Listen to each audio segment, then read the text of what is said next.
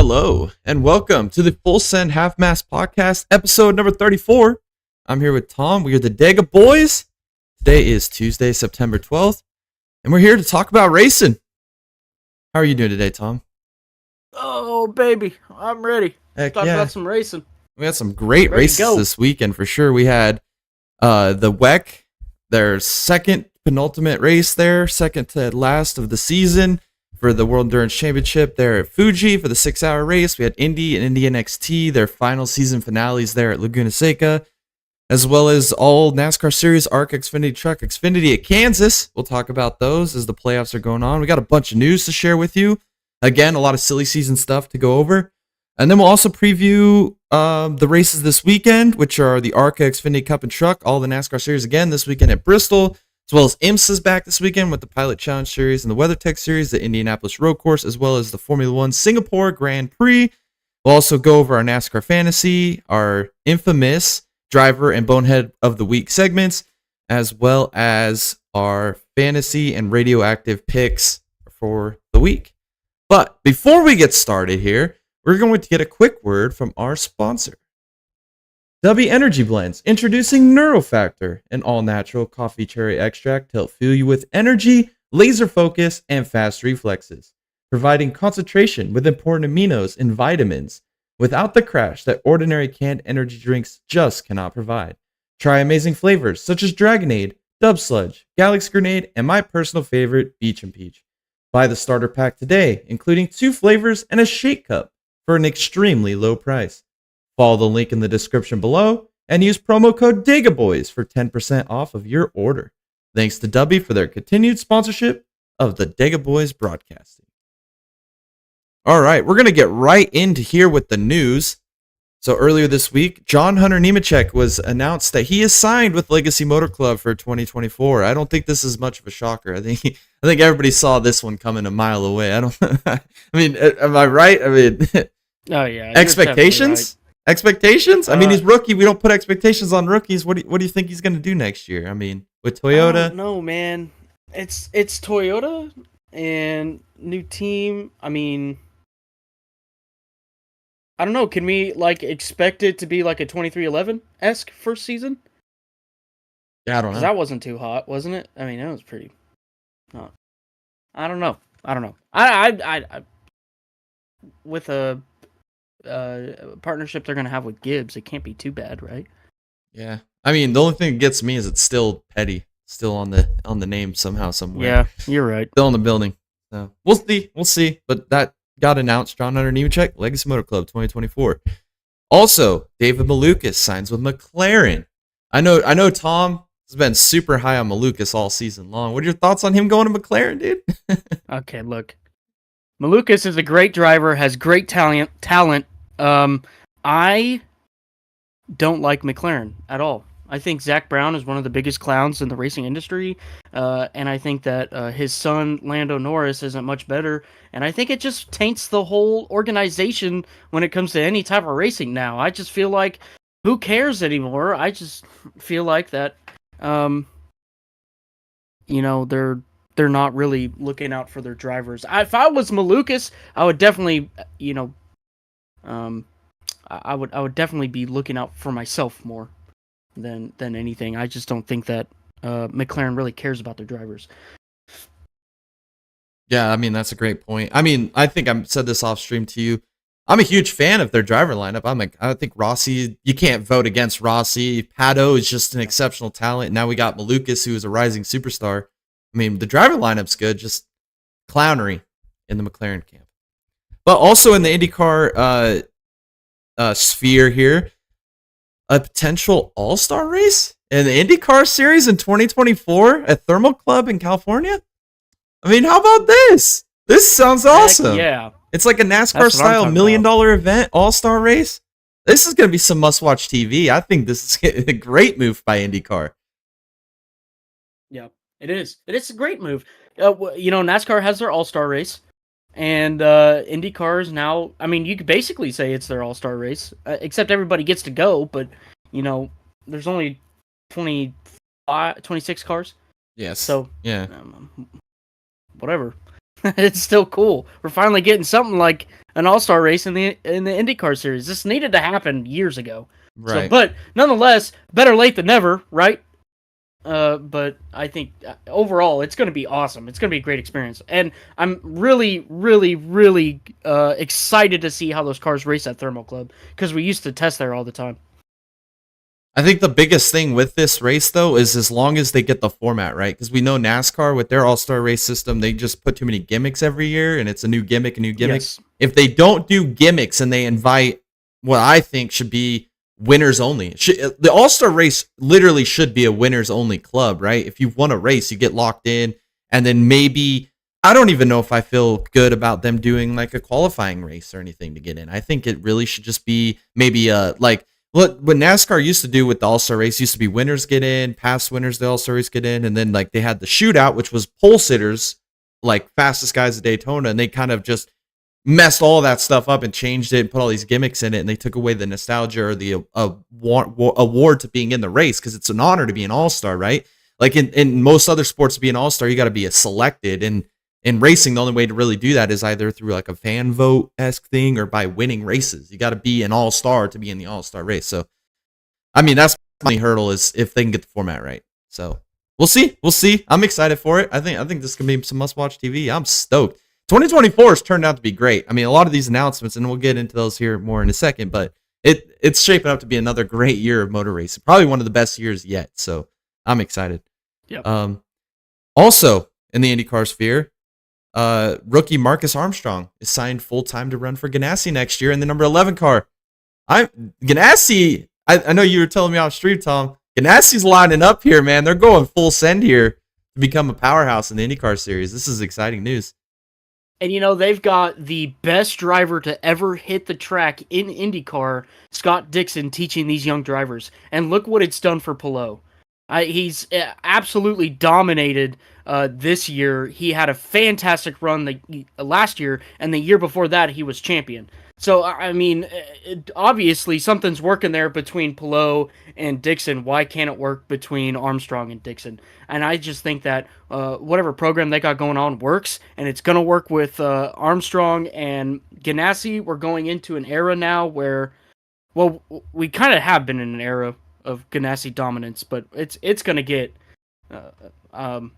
well, you could either say it's going to get a lot worse or a lot better. However you look at it, glass half empty or half full, but I think we're going to be looking into an era of like the New England Patriots with Ganassi and IndyCar.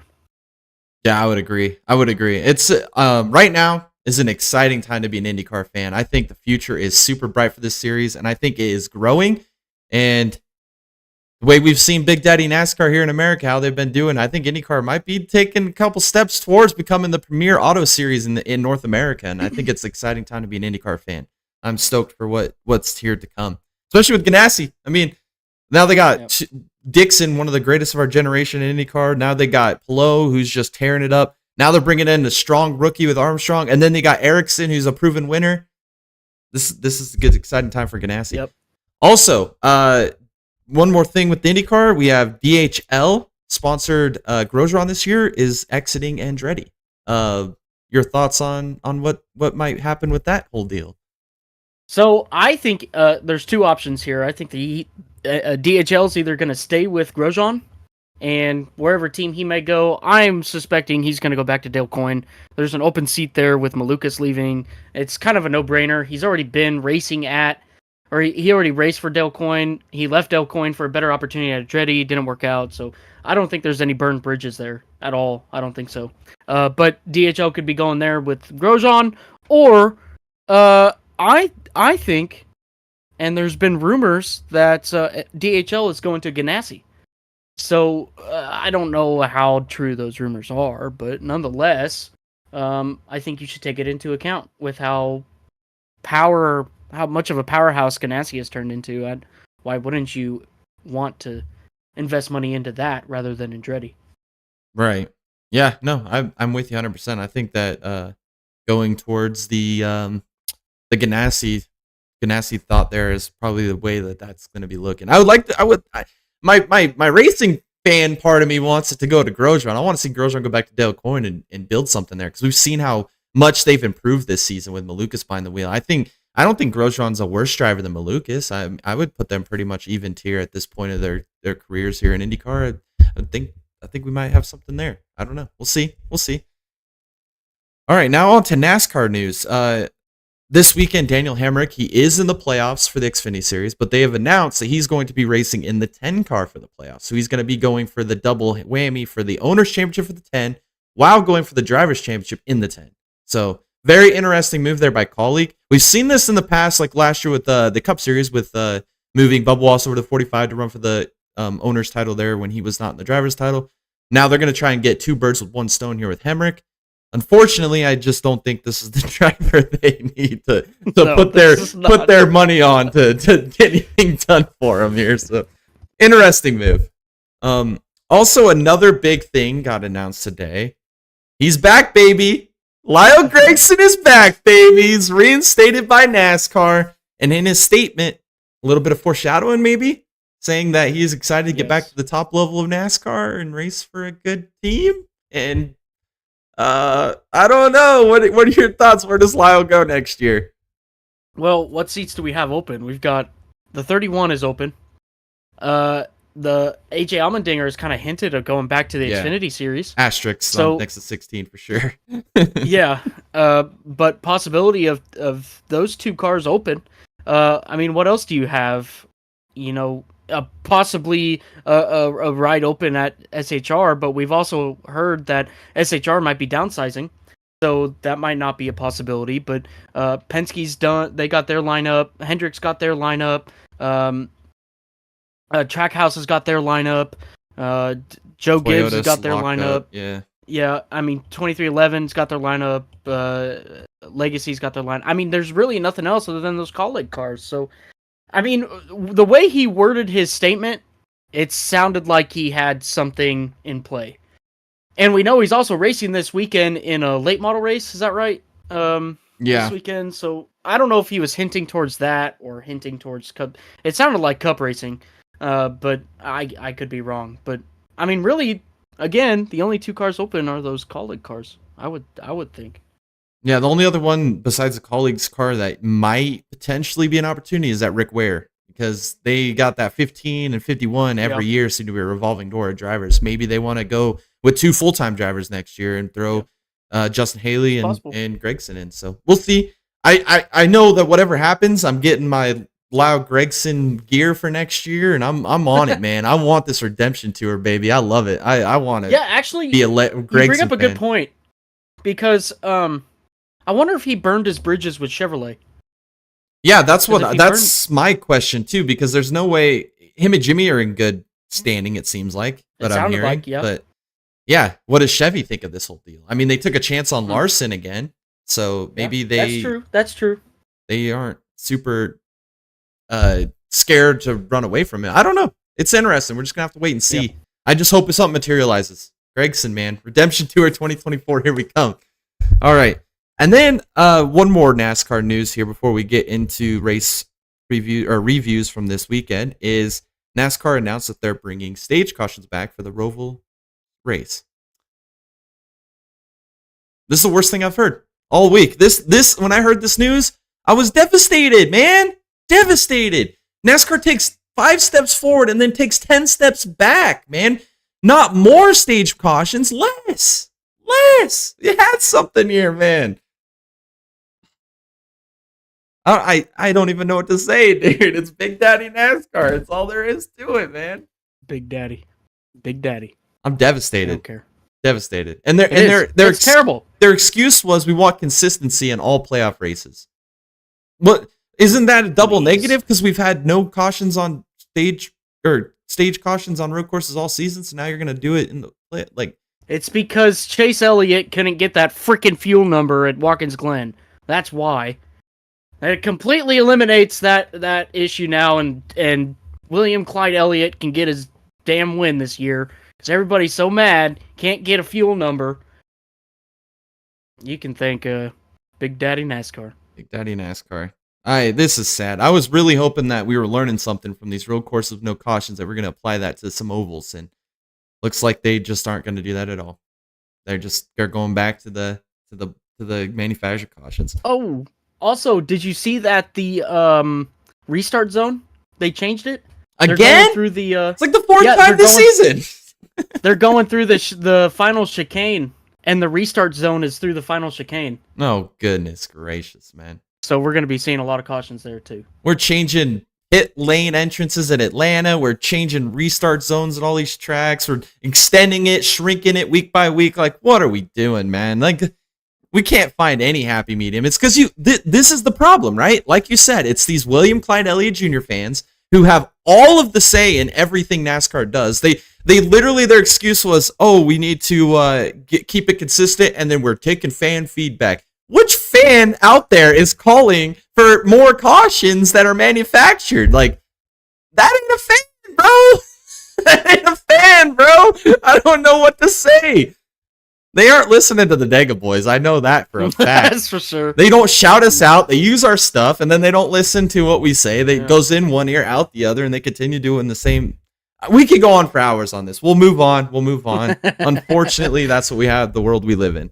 Let's review some races this weekend, right? So, first race of the weekend was the ARCA race, the Sioux Chief Fast Track 150 at Kansas. Saw Jesse Love qualify on pole. Dean Thompson, he was fast early on in this race, took the lead there early. And then Jesse Love, out of character, ended up having a tire go down, it looked like, ended up crashing, took him out of contention this race. Really surprising. And then Connor Mosak ended up inheriting the lead there around lap 42. And then right before the halfway break, Frankie Muniz, again, man, more mechanical issues, gets in another wreck. This for the season that he started out in, man, he was the points leader for the first 3 races? Yep. Was on fire. Yep. And then he was still top 2 in points for the next 5-6 races. And then it's like the last 4 weeks, 5 weeks, mechanical error after mechanical error on this 30 car. They announce they have sponsorship issues. Stuff starts falling apart. It's like, what? This guy can't buy a break, man. I feel so bad for Frankie Muniz. I hope that he can materialize something better for next year and actually come and get a try. I would love to see him in a Venturini car next year. I really would. I think he deserves it. I think he deserves a chance. Toyota, take a chance on him. Just put him in a Venturini car full-time next year. That's just all I got to say about that. But like I said, Mosak took the lead lap 42, went on to win the race. First career ARCA race. So that was pretty great, big moment for him. I don't know what to think about Connor Mosak. In some races, he's on fire in Xfinity or truck or whatever he jumps in. And then other races, he just looks like a buffoon. But fortunate for him here, he gets the dub.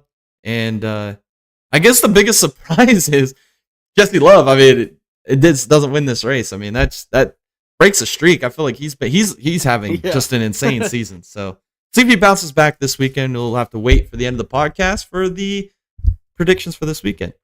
Next was the truck race, the Kansas Lottery 200, also at Kansas. We saw Chase Purdy qualify on pole.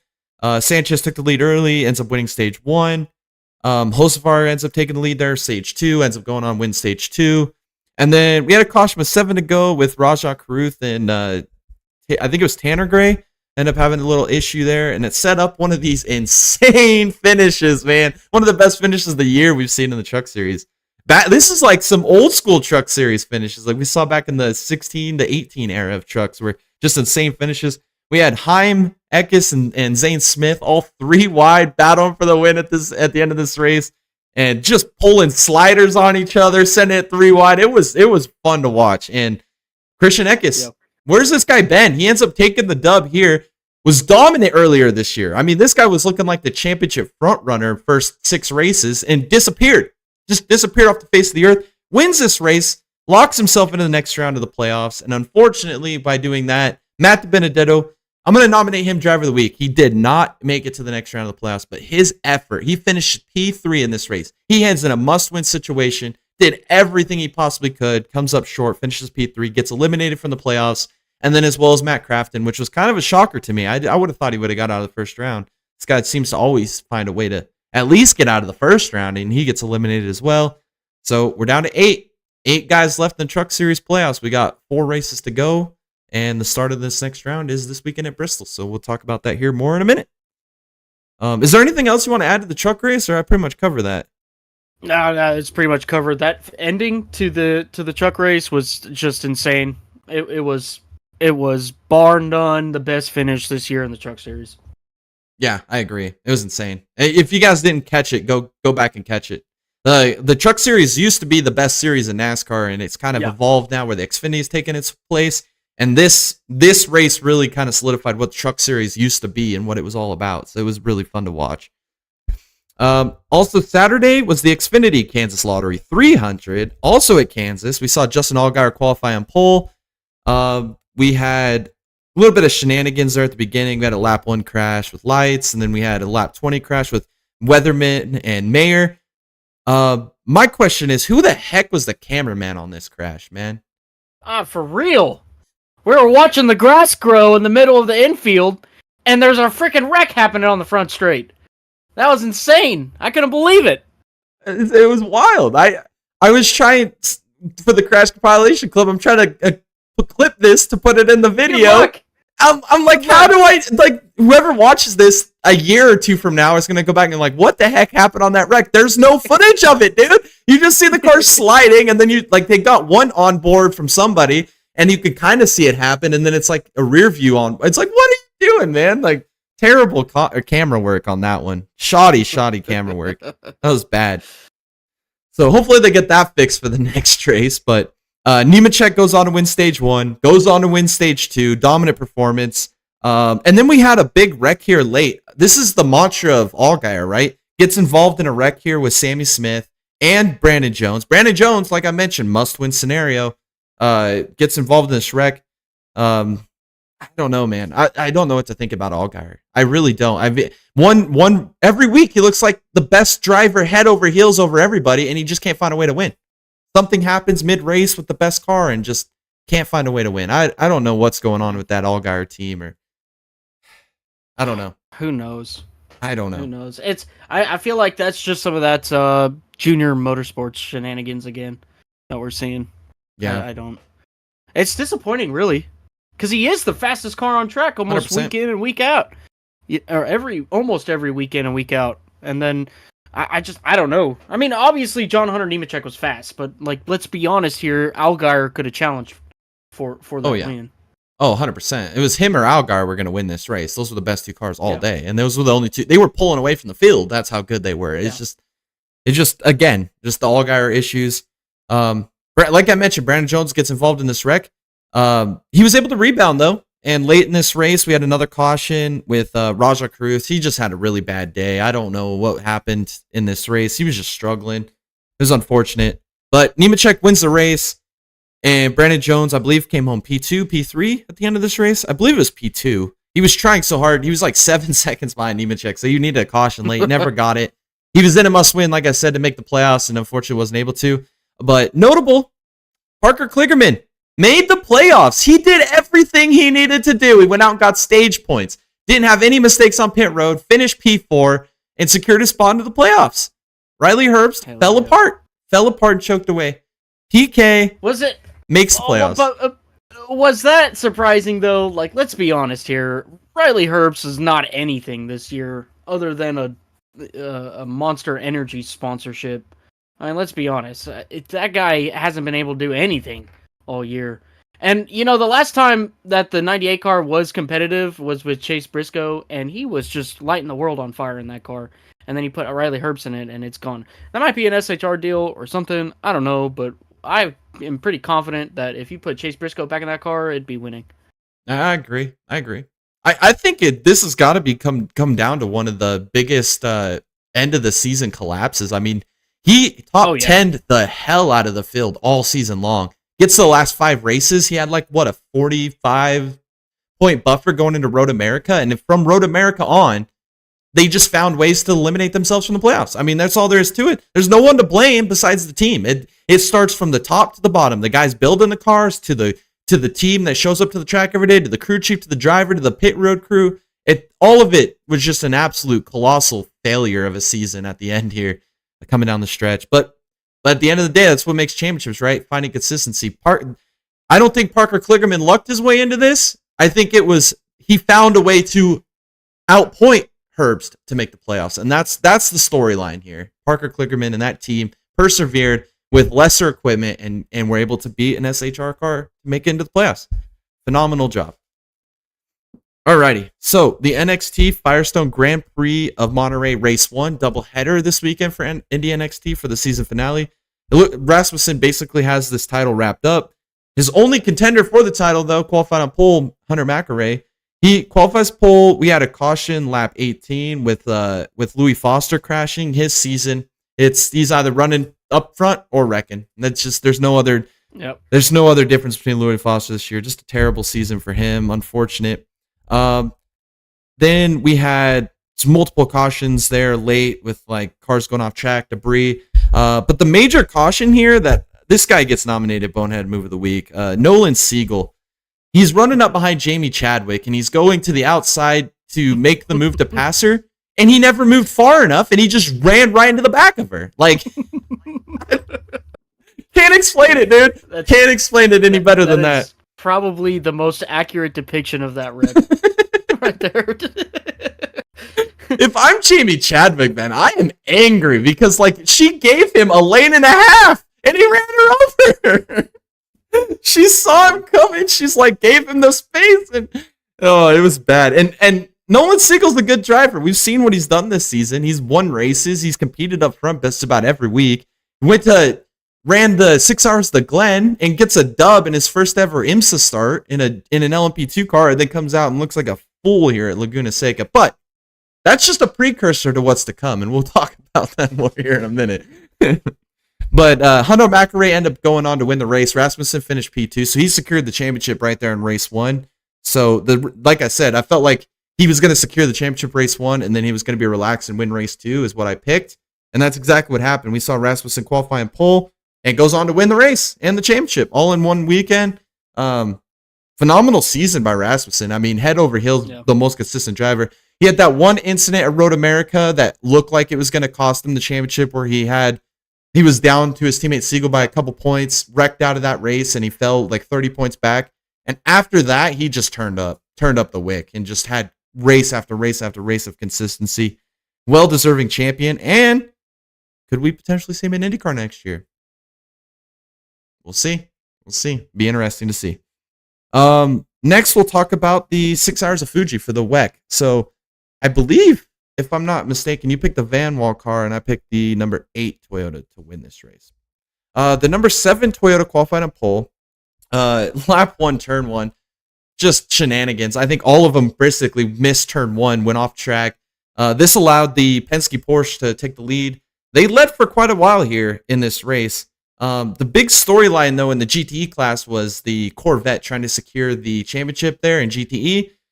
They were battling there with the number 54 Ferrari, of course. Ben Keating behind the wheel. He drives IMSA and LMP2. He just had a complete misjudgment and ran the 54 off the track. Ended up getting a pass-through penalty. The 54 was able to not lose much time out of that scenario. Retook the lead. They end up winning GTE.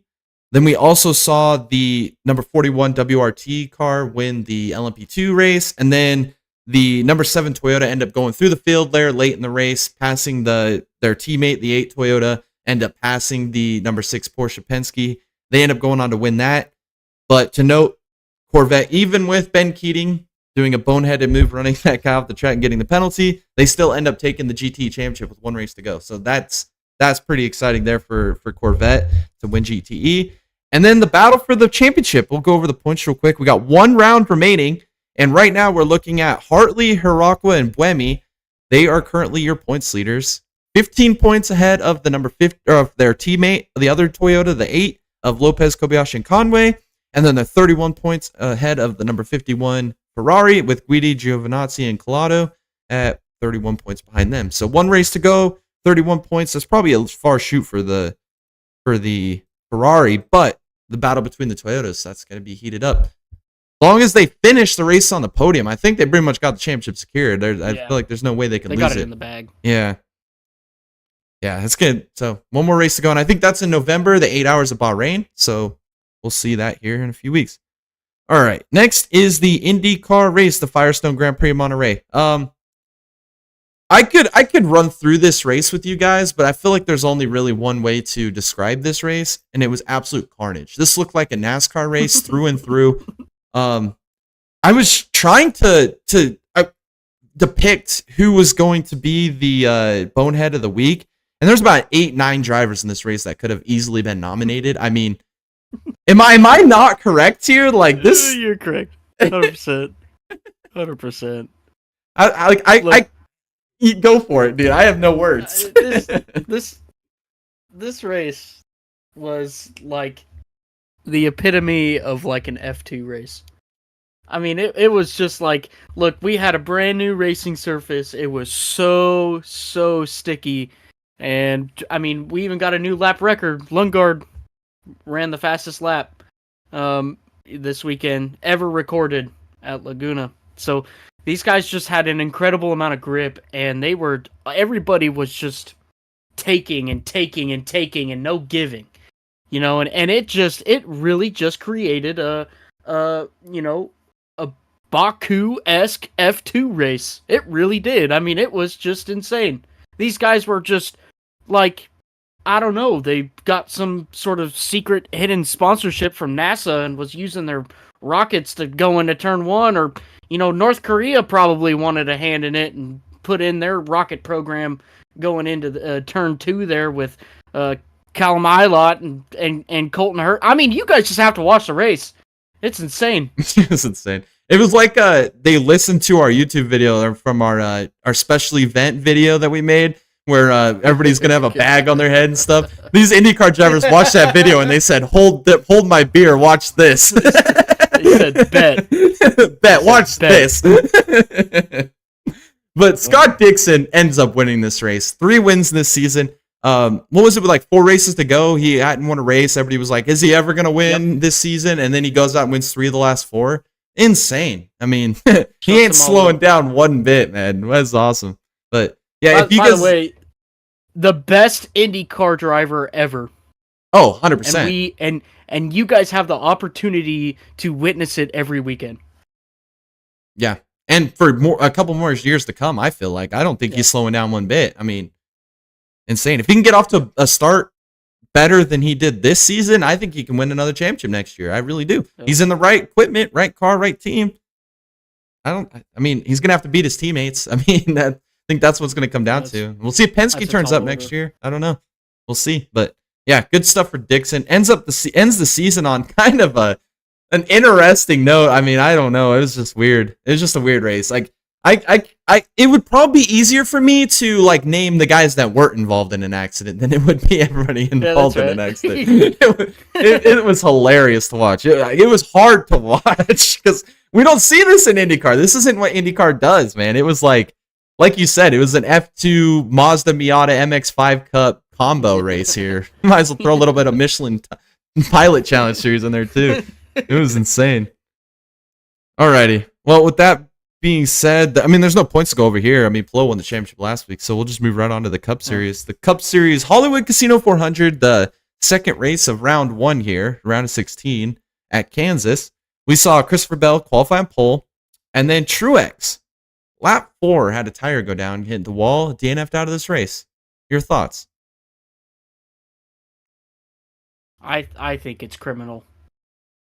I don't think that had anything to do with setup, mechanical issues, or anything of the such. I think that that was a blown tire made by Goodyear, and really almost puts him in, well, not in a must-win situation, but he has to finish top 10, and he has to get stage points this weekend in order to move on. He's -1 right now at the cut line. -1. All because of a faulty tire by Goodyear. I think that is criminal. Yeah. And that's kind of what I want to talk about next. So I'll go through the race real quick. So Larson wins stage 1. Bubba running P2 ends up getting into the wall. Ends up taking out a toe link, took him out of contention. So he's now sitting below the bubble, which I predicted. I figured he would have one race where he'd fall apart, and here it was. It was inevitable. And it was driver mistake, too. Keselowski wins stage 2. He was fast again. And then we had a caution with 7 laps to go. Buescher, flat tire. We saw him, and then I think Burton had a flat tire as well in this race. My thought is we've had tires all season, right? That last the whole race, right? You could stay out on 50 lap old tires and you can hold off a guy in brand new tires behind you as long as you can survive the restart, right?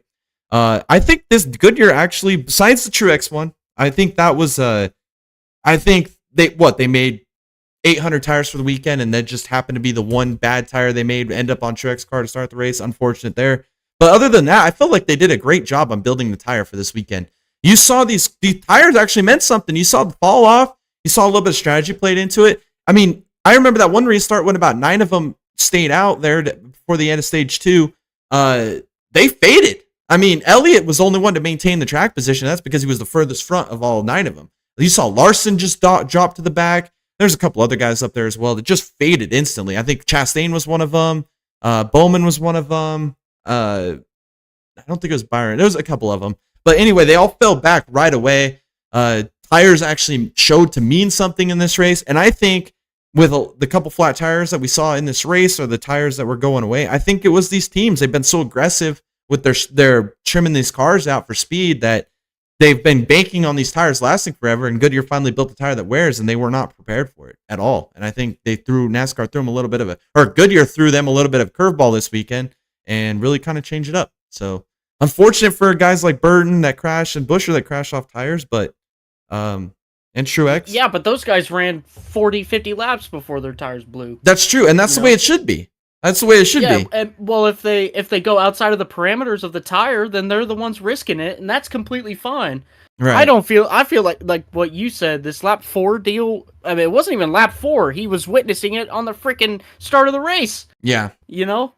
And so I think that's criminal. I think, yes, Goodyear did do a good job with their tire selection this weekend, and the other instances where we saw blown tires and tire issues was probably because they were operating those tires outside of its parameters. Right. And you know what? That makes exciting racing. I agree. It was a great race in that aspect, especially at the end of this race, right? To summarize the finish of this race, we had a caution there with 7 to go, like I said, with Buescher's tire going down. Some of the leaders decided to pit. Some of them decided to stay out. And then we had some 2 tires, no tires, 4 tires. We had a whole mixed bag up on the front here for this 2-lap shootout to the finish. It wasn't overtime because they hadn't got to the official distance yet. It was a 2-lap shootout to the finish.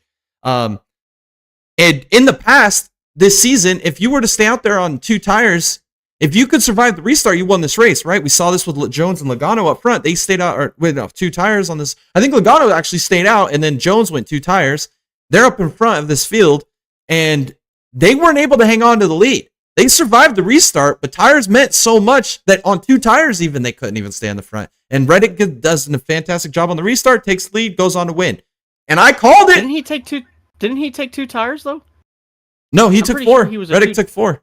Reddick was the first guy. Sure? Reddick and Hamlin and Larson were the first 3 on 4 tires. The 7 in front of them were all on 2, and then I think Logano was the only one on none.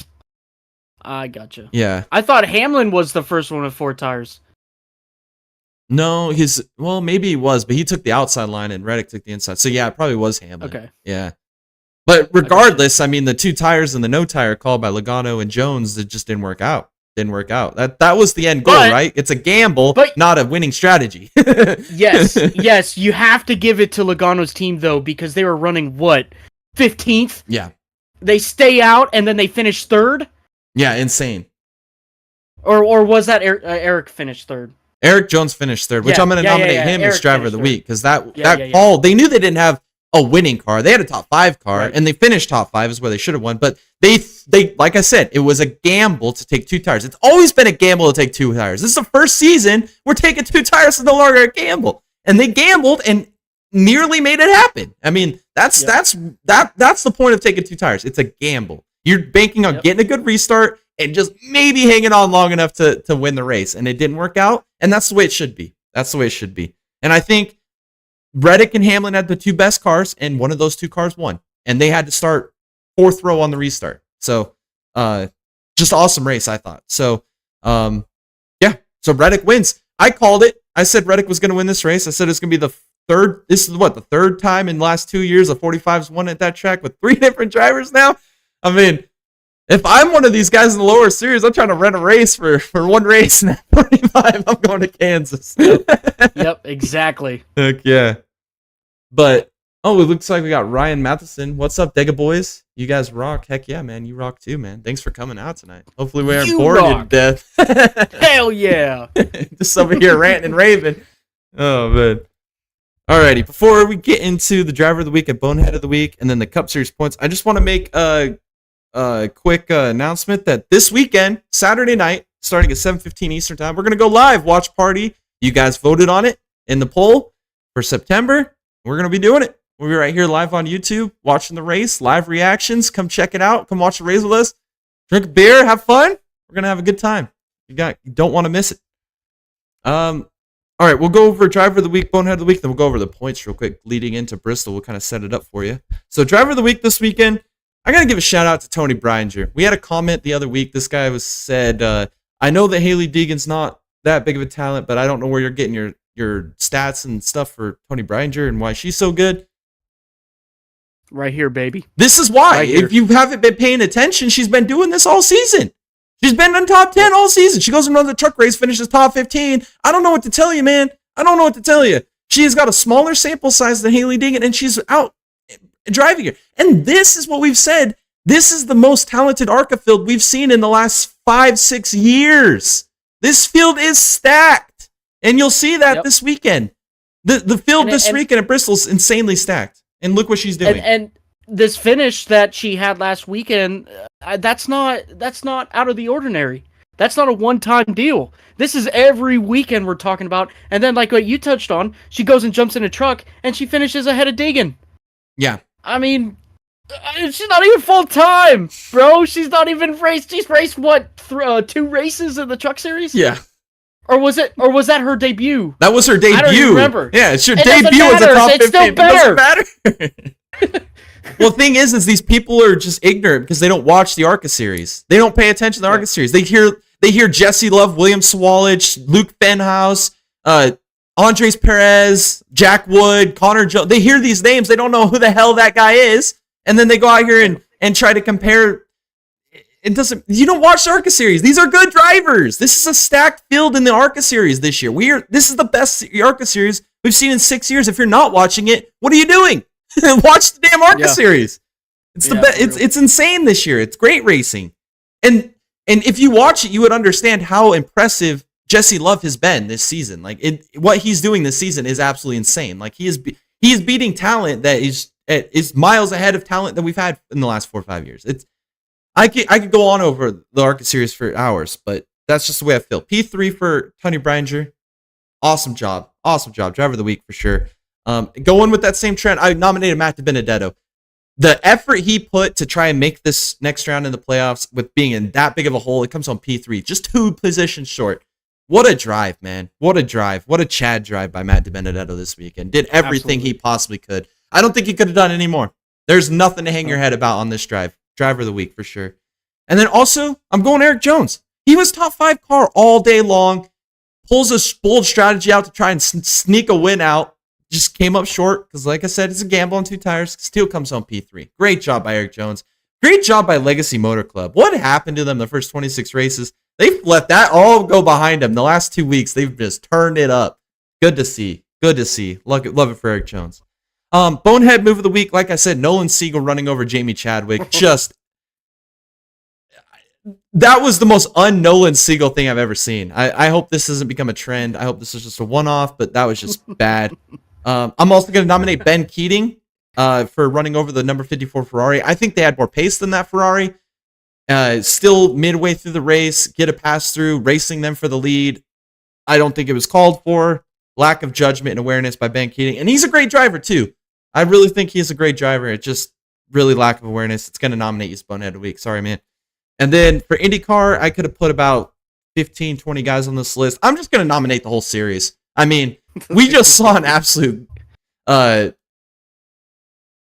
don't even know how to describe it. You just have to watch the highlights if you have a chance. It was a wreck fest. It was carnage. So the entire series of IndyCar is going to get nominated for Bonehead Move of the Week. That's a first. I don't know if that'll ever happen again. We'll just have to wait for Martinsville MX5 next year to see if that can be another trend. Yes. All right, we'll go over the Cup points real quick. Currently, the guy sitting outside the cut or the round of 12 to be eliminated this weekend. Truex is -7, so I believe that's obtainable. Bubba's -19, so I don't know. I think that's a must win. 19 back. That's tough. I think Ricky and McDowell are must wins. So I think if you're over 20, you're definitely a must win. I don't know about 19 though. That's a lot of points. You got to get a lot of stage points early and hope somebody has a mistake. But then again, if we see 2 DNFs and they get stage points and they don't when they get DNF'd early. Well, look, we're also talking about Bubba, okay? He gets in his head, and then he doesn't perform, and then he junks his own car. So, you know what? I'm going to say that is a must-win situation for that 23. Unless, God's good hand comes down and helps that man out. I don't really see it happening. Yeah. I mean, I agree. I think the biggest surprise here being out of that, I mean, I had Ricky and Bubba out for sure. I had McDowell advancing, but really he's just not had it in the playoffs. They just didn't bring their A game to start these playoffs off. It's unfortunate. It's really not surprising. I kind of picked them as a wild dark horse there to make the next round. But Truex, man. Truex, he's my championship pick. Out here just struggled at Darlington. I mean, he couldn't get out of his own way. And then has the tire go down. Now he's sitting in a hole. I think he can climb out of it. I don't think he's gonna have any trouble. I think he's gonna move on with flying colors. And that's the reason I wore my Blaney hat today. I think Blaney is the biggest surprise to not be out of the round of 16 here. I think whatever they did, man, they got this 12 car turned up. I'm shocked. And then also I got to give a shout out to Bell. He ran up front of Darlington, had a terrible race. I thought that was a precursor to what was to come. It comes out into Kansas and runs top 10 consistently all day. So that surprised me. So he's looking like he's in a good spot. And going into Bristol, one of his stronger tracks. So I think he'll be safe as well. I think it's Truex versus like a Logano, and then maybe somebody up front has a DNF. I think that's kind of what we're looking at this weekend. Really, be interesting. But I think it's time to preview races this weekend, right? So this weekend, like I mentioned, we got ARCA Truck Xfinity Cup at Bristol, Thursday, Friday, Saturday. Then we also on Sunday have the Formula One Grand Prix, the Singapore Formula One Grand Prix.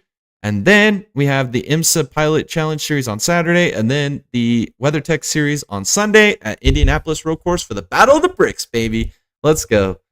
Notable entries this weekend. In the ARCA Series, we have Jake Finch driving in the number 1 car for James Finch. We have Caden Honeycutt in the number 17 McGowan car. We have Jack Wood in the number 51 Rev Racing car, as well as Landon Lewis in the number 97 CR7. Those are just notable entries. That's not including the Connor Jones, the Tony Breingers, the Frankie Muniz, Jesse Love, William Swalich, Luke Fenhouse, all of the heavy hitters, Andres Perez, all the heavy hitters, LeVar Scott, I mean, in the ARCA Series. This weekend's ARCA race is stacked field. This is going to be a damn good race. If you guys, this is must-watch TV. You guys got to catch this stuff. In the Truck Series, we have William Swalich in the number 1 Tricon truck again. Carson Quapple making his Truck Series debut for Spire in the number 7. Greg Van Alst in the number 20 Young's Motorsports car. Bailey Curry's going back at the 41 Nice car, see if he can do better. Jack Wood, KBM number 51. Connor Jones with Thorsport in the 66. And then PK, Parker Klickerman, he's back with Henderson, baby, in the number 75. That might be a little bit of foreshadowing there to what's to come. Oh, man. Xfinity this weekend, like I mentioned, Daniel Hemrick will be in the 10. Derek Kraus will be in the 11 for Colleague in the Xfinity. Trevor Bayne for JGR in the 19. Rajah's back in the Xfinity for Alpha Prime in the 44 this time instead of 45. Dale Jr., baby! The Appalachians are excited. Dale. They're crawling right now. They're ready to go. The pool room's gonna be freaking packed, baby. And then Josh Bilicki, I just thought it was an honorable mention. He's in DGM number 91 this weekend. And then for Cup Series, Hocevar, he's back, baby. LM's in the Legacy Motor Club. Ryan Newman will be in the Rick Ware Racing number 51. F1, Lawson still filling in there for Ricardo in the AlphaTauri. And then in IMSA this weekend, we got 10 GTP cars, 7 LMP2 cars, 9 LMP3s, 5 GTD Pro, and 17 GTD cars going around Indianapolis Motor Speedway. All right. A lot of cars. Yeah, it is a lot of cars. It's going to be exciting. IMSA's growing, man, and it's going to get even bigger next year. I think Lamborghini's joining the GTP field next year. We got a couple LMP3 car teams are moving up to LMP2 next year because LMP3 is moving down to, I believe, the VP series. So interesting stuff coming out of IMSA. They're going to have way too many cars for the pit stalls that they have at these tracks. But are you ready to make some picks? Let's do this thing, right? Yeah. ARCA series on Thursday, the Busch Beans 200. I'm taking Luke Fenhouse to win this race. I mean, like I said, this field is stacked this weekend in the ARCA series. This might be one of the most stacked ARCA fields we've ever seen in this race. Like, this is like the equivalent to the Indy Road Course for the Cup Series a few weeks. This is the all-star field here in the ARCA series. I think Luke Fenhouse wins it, man. This guy is a short track racer. He knows what to do. He's in great equipment. I think he gets the job done. My dark horse, though, I'm going with Cade Honeycutt. I'm really impressed with Cade Honeycutt. He is an iRacer, right? Gets out here, makes some starts in NASCAR, and he's running good. I mean, I think his highlight of the season was running fourth at COTA and then getting taken out by your superstar. Other than that, he's running pretty good recently. Another races that he's had attempts at. So taking him as my dark horse. I think maybe he can win it. Who do you got? Yeah, for my favorite, I got Jesse Love. Because honestly, I'm just gonna be honest with you. I was gonna choose Fenhouse this weekend. I really was. And stray off of the Love and Sawalich train that we've been riding. But you know what? I'll stick with it. And I'm gonna choose Love for obvious reasons. The seasons he's having is just incredible. And then for my dark horse, I'm riding that train, baby. I'm a believer with Breidinger. And you know what? This weekend's going to be a great testament to her racing talent. We're going to be able to see what she can do with probably the most star-studded race that we have this year in ARCA. And I think we're going to see at least a top 10. I think she's going to be racing for top 5s. I really do. I love both your picks. I mean, nothing to argue there, man. Those are some great picks. I feel like this Bristol race, they do the crossover every year, right? At Iowa and then Phoenix. They do the crossover with the ARCA and the West at Phoenix, and they do the ARCA East and West, and then the ARCA series all at Iowa. And then they obviously have the Daytona to start the season off. But I feel like the Bristol race, I feel like this is the ARCA All-Star race right here. This is like the one they want to win. This is the ARCA Super Bowl. So this is awesome. I'm excited for this race. This is one I'm most excited for this weekend, other than the Battle of the Bricks. I'm super stoked for that one. But also on Thursday is the Truck Series, the UNOH 200, presented by Ohio Logistics at Bristol. My favorite. I know they got hit with that penalty, and he's been the podium master this year. Finally got some wins. He's heated up here in the playoffs. I think he locks his way into the championship floor. I think it's Ty Majeski. I think the points don't matter, baby. He's going to get her done. He's going to win. He's going to lock himself in the championship floor for a second straight year. And then my dark horse here, they run good every time, this team. This team is a magical combination, man. The Food City truck is on fire. Every time he's behind the wheel, they find a way to get a good result. PK, man, don't count him out. He could win this race. That's my dark horse. Hey, did you see Hocevar calling out Majeski and Hocevar's crew chief before the penalty? And then the penalty came out, and it was everything Hocevar and Hocevar's crew chief was talking about? Yeah. Isn't that crazy? Crazy. This just, I think it's that shows how small that the Truck Series and Xfinity Cup Series garages really are. They're all watching each other. They know what they're doing. Oh yeah. Drama, baby. I love it. Yes. All right. For my favorite, I honestly believe that Enfinger is going to be your 2023 Truck Series champion because he always sneaks it out. He always does. So, hot take right now, Enfinger 2023 Truck Series champion, and I am also taking him to win the race this weekend. And then for my dark horse, I'm going with Carson Kvapil because I think we've always seen the sons of, or well, let's say second generation drivers. They're always a lot better than their fathers. That is true. That is You true. know, Ryan Blaney, Todd Gilliland. Gilliland, thank you. There's another one I can't remember. Well, we can't really say Jeb Burton, but he also only races for old Jordy. Jordy.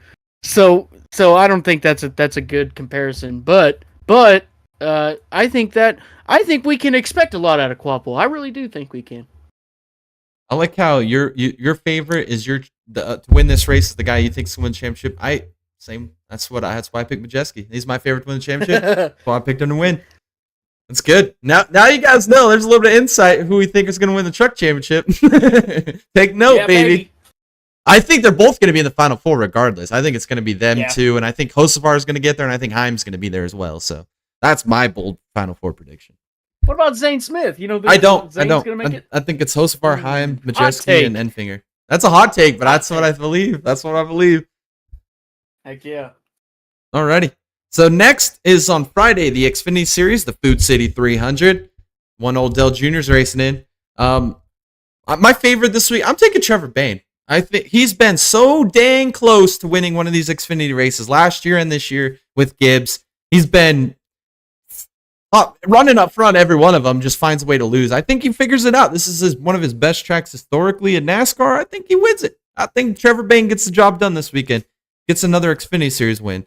And then my dark horse again. I'm sticking with him, baby. We're going PK again. He made the playoffs. I think he's a dark horse to win this race. He is an exceptional race car driver, and he wins this race. I put him right into the round 8. Right into the round 8. You can't deny it. This team is on the rise. I love it. PK, man. All right. My favorite. I was also going to choose Bane, but I'm going to spread the love here a little bit. Kind of. I'm going with John Hunter, just because. You know what? Again, another hot take. He's going to win the freaking championship. Like, the only competition he has is who? Austin Hill.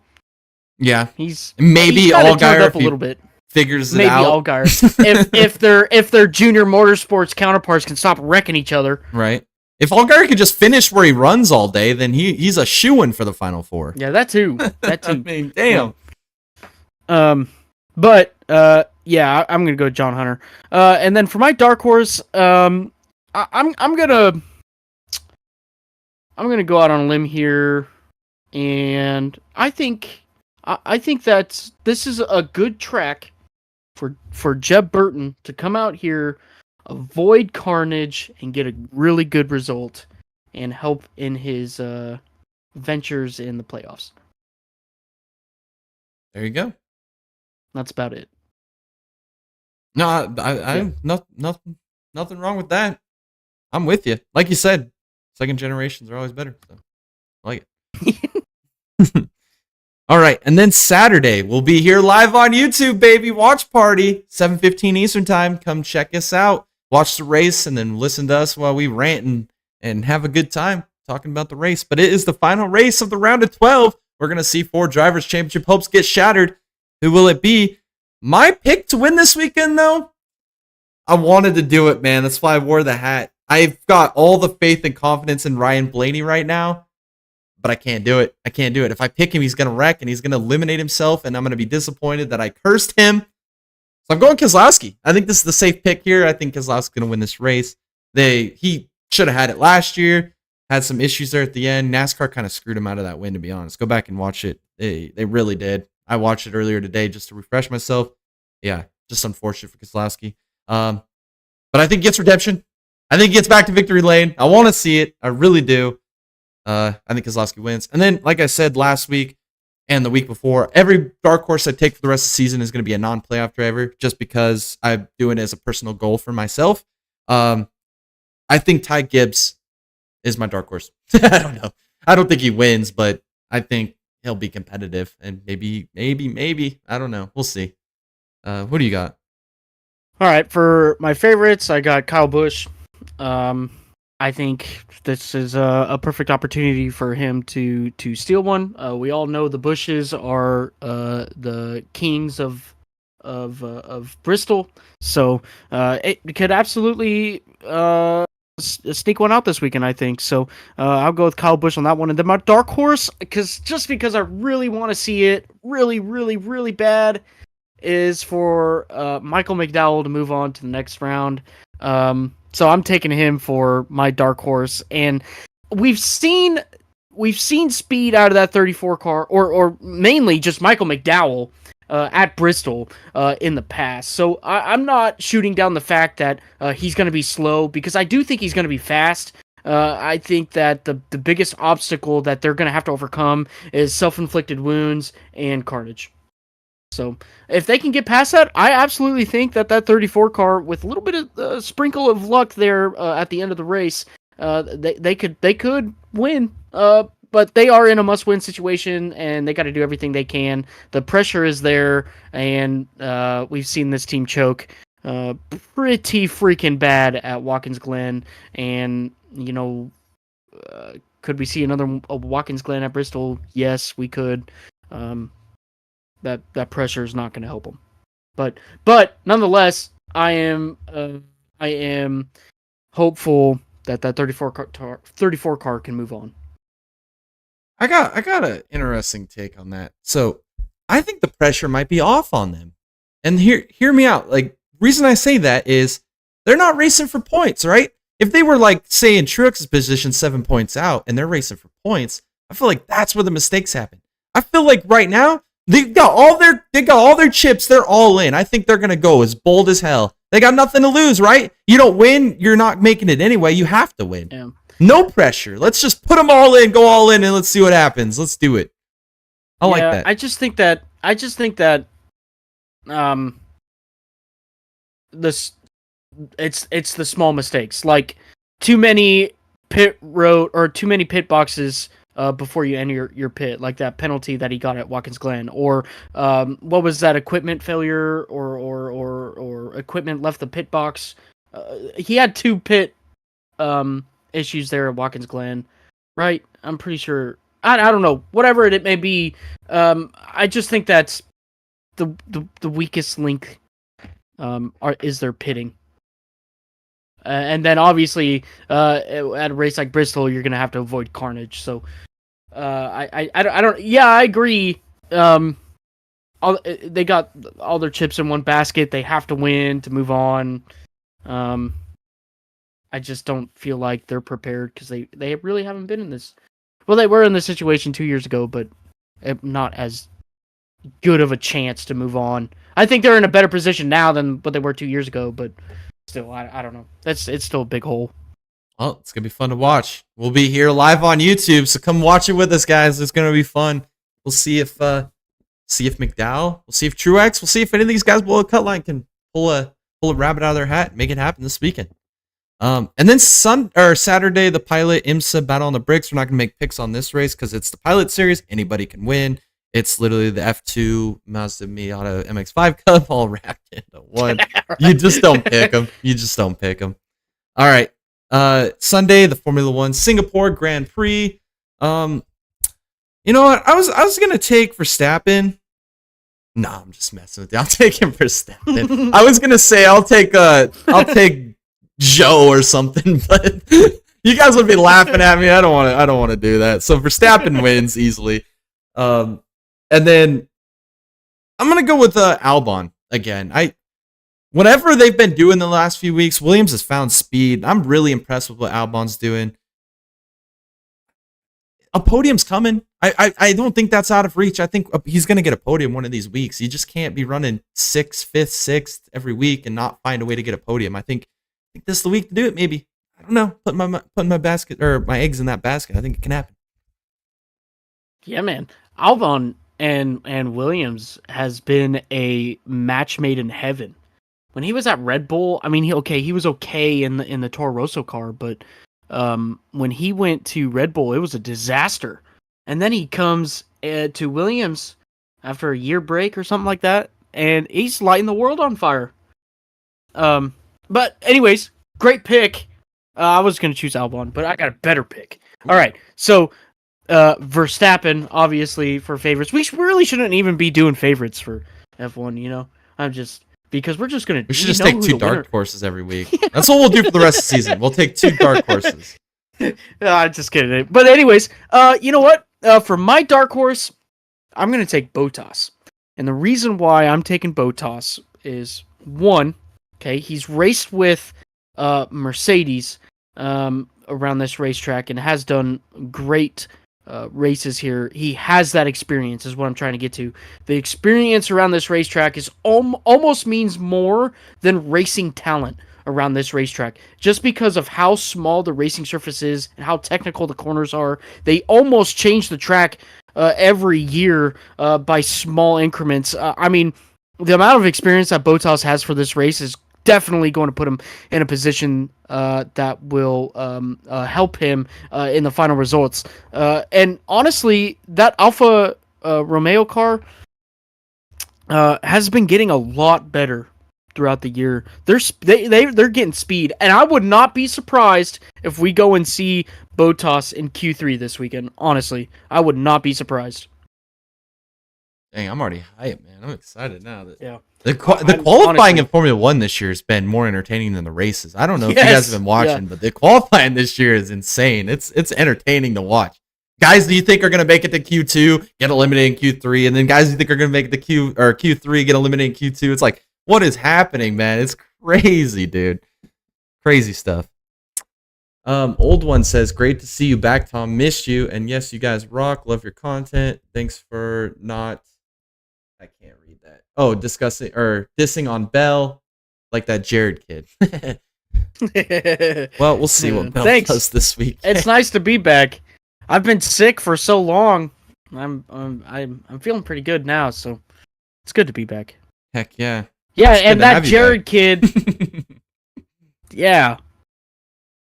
We're gonna be seeing some bad things happening to that 5 car here soon. That 20 car though, getting it done this year. He's gonna be even better than his run last year. His run last year was pretty impressive.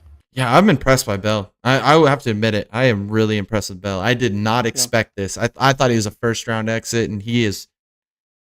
I mean, he really did turn into what I expected at Darlington, but his turnaround at Kansas was impressive to me. That was probably one of the best turnarounds I've seen. All right, well, we'll preview the final race here, make our final picks. It's Sunday, the TireRack.com battle on the bricks in Indianapolis, baby. I'm excited for this race. I don't know. We'll have to talk after stream, Tom, but we might want to watch part of this one too on Sunday, just for bonus. I don't know. We'll talk about it. We'll talk about it. I'm excited about this race. It's the most excited IMSA race I've been all season.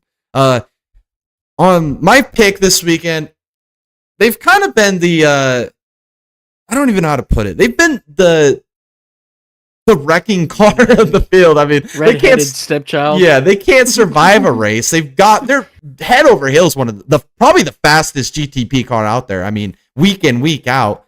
And whether it's mechanical errors, whether Bourdais or Van der Sander just stuff it in the wall or get stuffed into the wall by somebody else or lap traffic or getting ran off the track by a GTE car or whatever happens to them whenever, you know. I think this is their week. I think they get it done. I'm taking the 01 Cadillac there with Bourdais and Van der Sander. I think that they get another dub before the end of the year. Ganassi, I feel like they're going to turn all of their focus onto the IMSA program now that they've done with the IndyCar stuff. I think they're going to be, and it's Indianapolis. That's where they want to win, right? This is their stomping ground, man. I think they get it done, baby. And then I'm really impressed with this team. This is my dark horse, the number 5 JDC Porsche, the customer purchase Porsche. I've been super impressed with this team. They came out their first couple of races, couldn't get out of their own way, were struggling.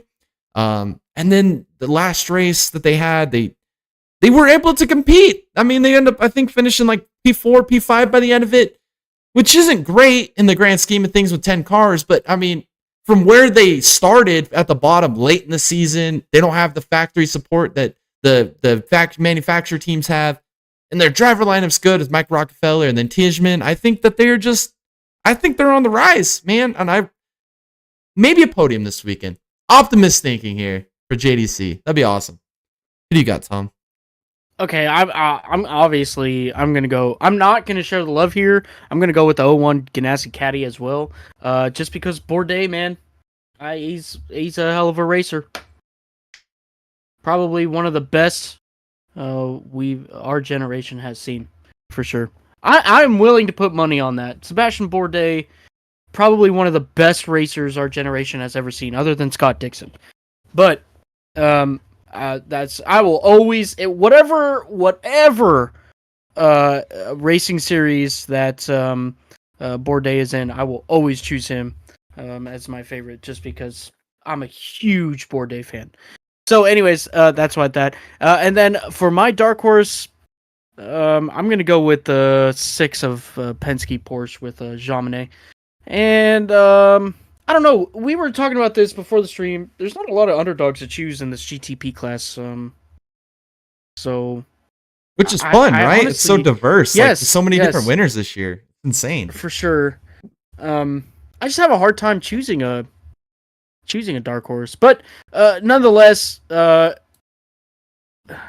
don't know. Jaminet or Tandy's gonna do something dumb. it's gonna be good TV. For sure. Every week, man. I'm telling you.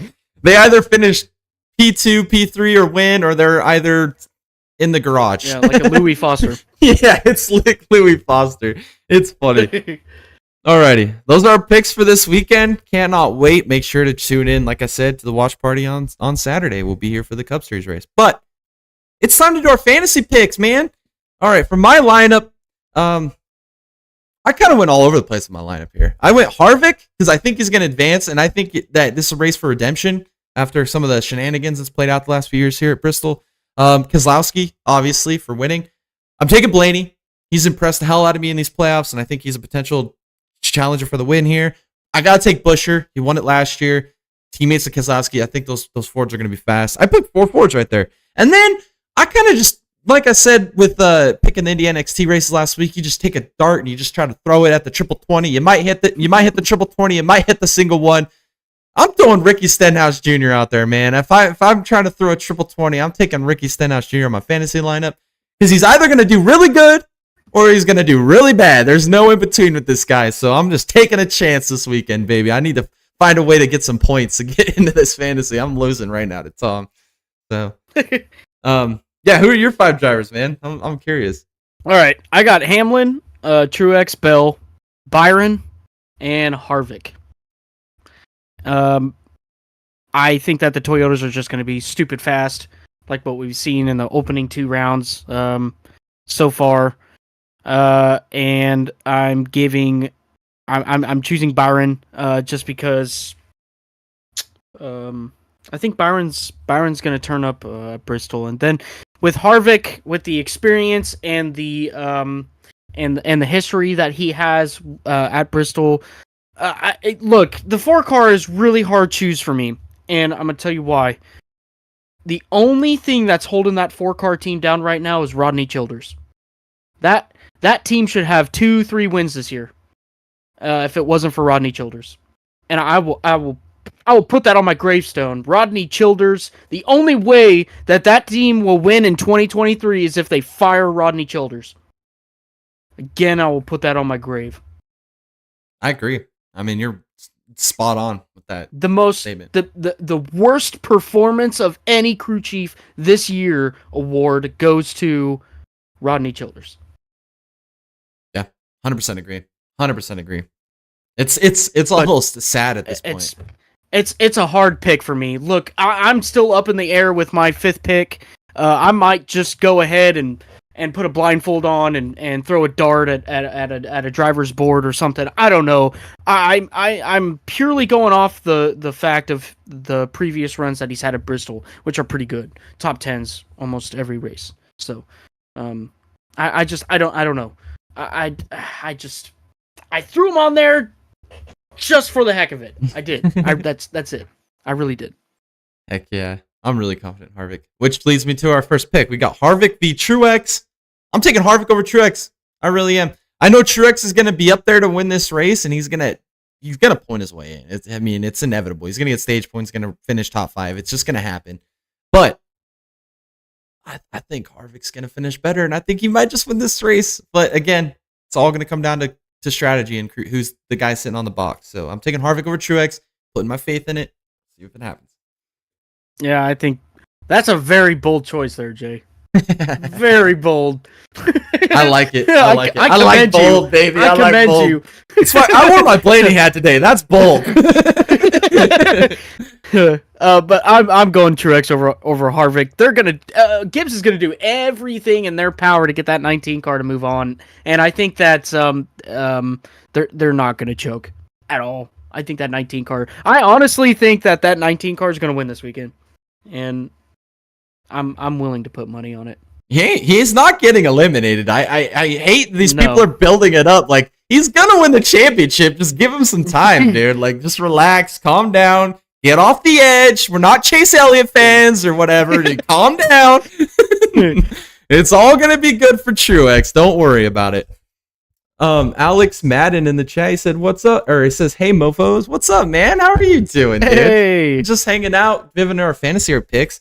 Next matchup, though, we have Logano and Bubba. I think this is a no-brainer. I'm going Logano over Bubba. I feel like you said earlier, Bubba's too much in his head. He's in a hole now. He's not been in this situation this year. It's gonna fall apart. It's gonna, like you said, he's either gonna run good or he's gonna stuff it in the wall. And yeah, Logano just knows what he's doing, man. He's gonna find a way to advance. It's inevitable. Just that's why I'm taking it.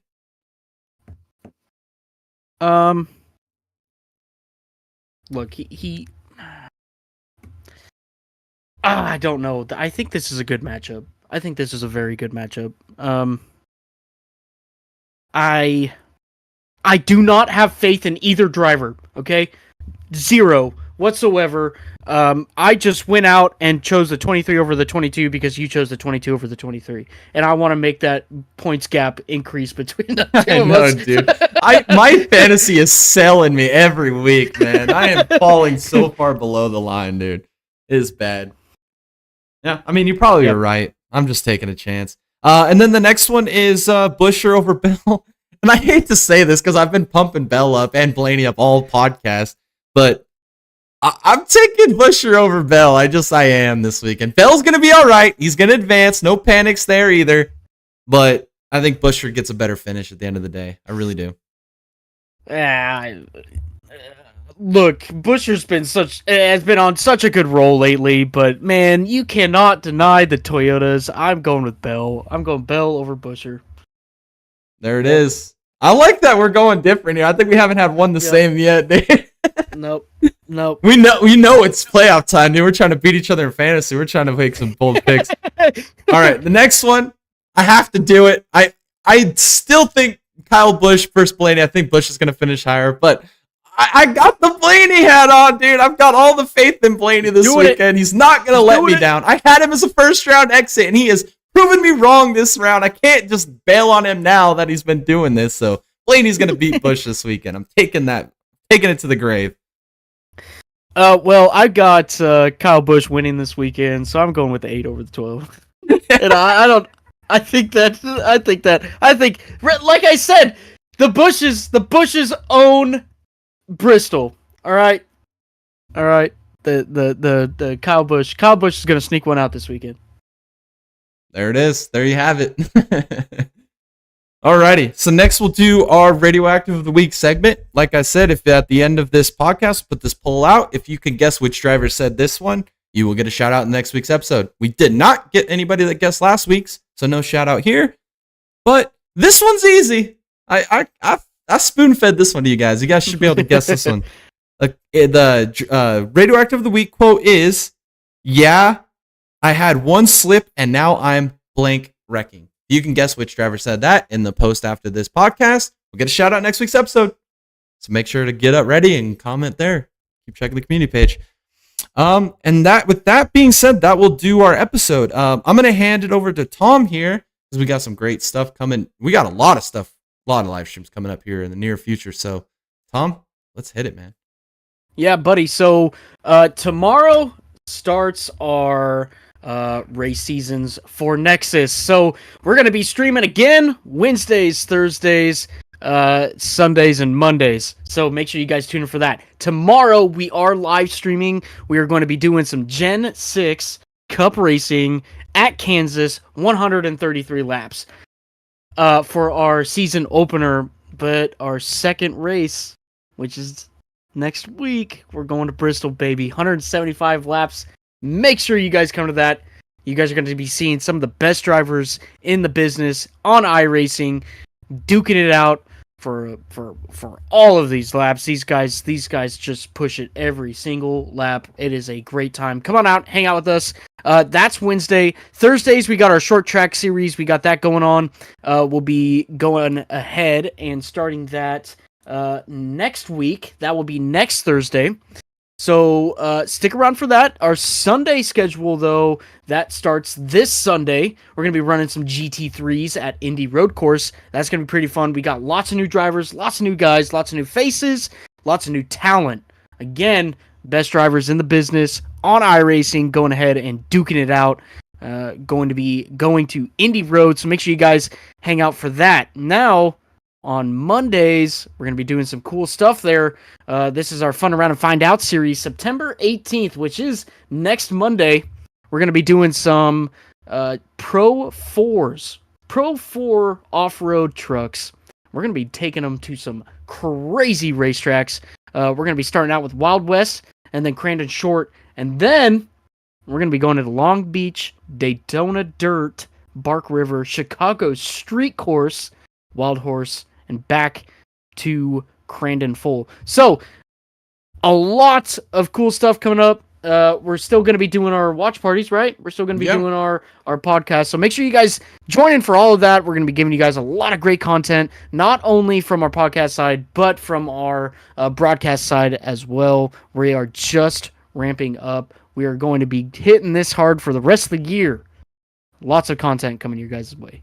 Yeah, we're gonna be live just about every day, almost every day a week. This for the next 3-4 months. You're probably gonna get tired of seeing our mugs, but here we are, baby. We're gonna be doing it. We're gonna be going live every night. So, and with you saying all the iRaces stuff, I am so excited. We're gonna be back in the saddle again, calling some iRaces. Yes. Really, when we started this channel, me and Tom were just racing nuts. That's how I met Tom, through racing, right? And we just love racing. This is our thing, man. This is our most Americans football. This is our stuff. This is what we do. We love racing. And when we started this channel, we just wanted to come on a podcast and talk about racing with you guys, share our opinions and hot takes. And that's all we talk about. We're like, why not just get in front of a camera and share it with the world? And you guys have clinged to it. You guys have really enjoyed it. And we love the interaction we get. And I just can't appreciate it. I show you guys enough how much I appreciate it, is what I'm trying to say. You guys are just awesome. I thank you so much for all your comments, subscriptions, your likes.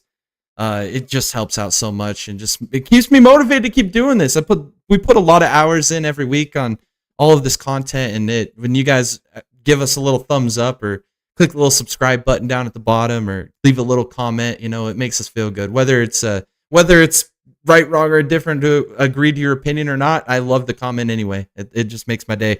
And then the iRacing broadcasting, like, this is something me and Tom have wanted to do for a while. We love calling races. We want to, like we keep saying all the time, we want to be like the next Lee Diffie. That's like our idol, We want to be like him. We want to be the next Lee Diffie. You're the man. Next greatest commentators in racing. That's our dream. We're pursuing it hard. That's what we want to do. And we're so thankful to Steven. I know he tunes in a lot. We're so thankful for him to giving us this opportunity, giving us a chance when nobody else would. And we just appreciate it so much. And we're so excited to be calling these races. If you love NASCAR racing, we got you covered there. If you love short track racing, we got you there. If you love sports car racing, we got you there. If you like fun stuff, just whatever it is, we got you covered there too. I mean, we've got it all in this iRacing broadcast and stuff, and chasing our dream. And we're having a good time doing it, riding the wave. We hope you guys enjoy it just as much as we do. We're just trying to give you the best content we can, and you're about to be seeing a lot of us here in the near future. I got to shout out Dallas. We may be seeing him on Saturday. He said he'll let me know, yeah, so buddy. Just keep your eyes peeled. He might be joining us for the watch party on Saturday, and that's why I bring him up. He is a member on our membership program on our channel. So thank you, Dallas, so much. If you guys want to become a member, go onto our channel. Look through all the different tiers. We got so many different tiers to choose from with different benefits. They're all unique and special in their own way. If you find a tier that best suits your interest in the channel and what you want to have rewarded to you, check that out and choose that membership and support the channel. It helps us continue this. and allows us to do this more in the future and bring you awesome content. And I think that's it. I mean, I'm excited. This race is this weekend. It's going to be fun. Lots of streams coming up soon. We'll catch you guys tomorrow. Oh, man. Yeah. Back Come tomorrow, back in baby. tomorrow. And we'll be back also like clockwork for the Full Send Half Mast podcast every Tuesday night. We'll keep bringing them to you. With that being said, this has been the Dega Boys. Full Send Half Mast podcast, episode 34. Thanks for coming out. See you guys in the chat. Ryan, Old One, and Alex, thanks for coming out. Thanks to everybody else for watching. And we will see you guys in the next one. Make sure to tune in.